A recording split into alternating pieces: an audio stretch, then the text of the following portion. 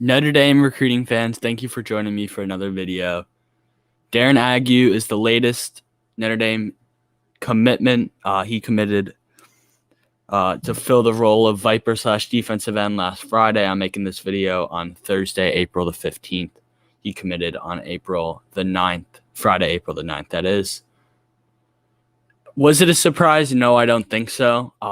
When the Notre Dame when the Notre Dame coaches sent out the bat signal the night before, which they do to alert anybody that a commitment is on the verge of happening, aka the commitment will happen the next day.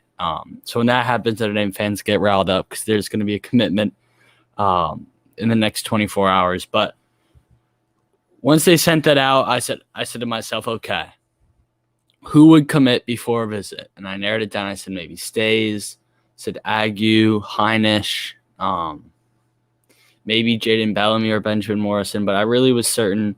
But with Bellamy getting an Ohio State offer, Morrison, I think he'll need a visit. So I said, okay, Holden stays very well, but there hasn't been as much Holden State's buzz as there was 2 weeks ago. Well, what about Donovan Hinish? I think Notre Dame will want to see what happens with Anthony Lucas before they pull it, or they want to wait a little bit longer in his recruitment until they pull the trigger on Mr. Hinish. And then Darren Agnew, that made sense. I mean, we don't know how Notre Dame ranks their guys, but I'm confident DJ Westlake and Darren Agnew are on the same tier. Notre Dame would accept a commitment from either. And Westlake tweeted top 15 last weekend, and it definitely seems like he wants to slow some things down. I don't even think Notre Dame will make that, by the way.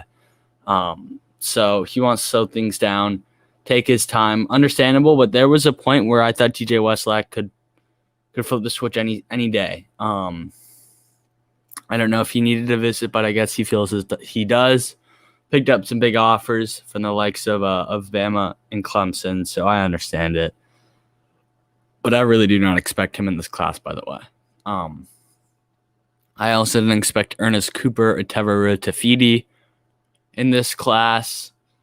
Right now, I do think Donovan Hinish will end up in this class. So I could see him committing before the official period in June. But right now, I do think Notre Dame will wait and see how things go with Anthony Lucas, whose highlights are on stream. We are watching his huddle right now. And Cyrus Moss, he's a take no matter what. Notre Dame is all over him. And I think Notre Dame is sitting pretty in a top three with him, with Oregon, Clemson, and Notre Dame. Arizona State and Florida are also in his top five, but I really think there's a top three. And there are two outliers. Notre Dame is in that top three. So, yeah, we'll see what happens with Lucas. I'm a huge Lucas guy. He's a 5-star according to 247, ladies and gentlemen. He's number 26 on their rankings. So he's definitely got to watch out for. And at Moss is a take no matter what. Hinish, I think they could wait and see. Worst case scenario, you just get Hinish. That's not the end of the world. Aiden Gobiara is much better than a high 3-star or even a mid 3-star. And Tyson Ford, I could even see him moving inside. That has been discussed. So that's the video. Thank you guys for watching. I appreciate it.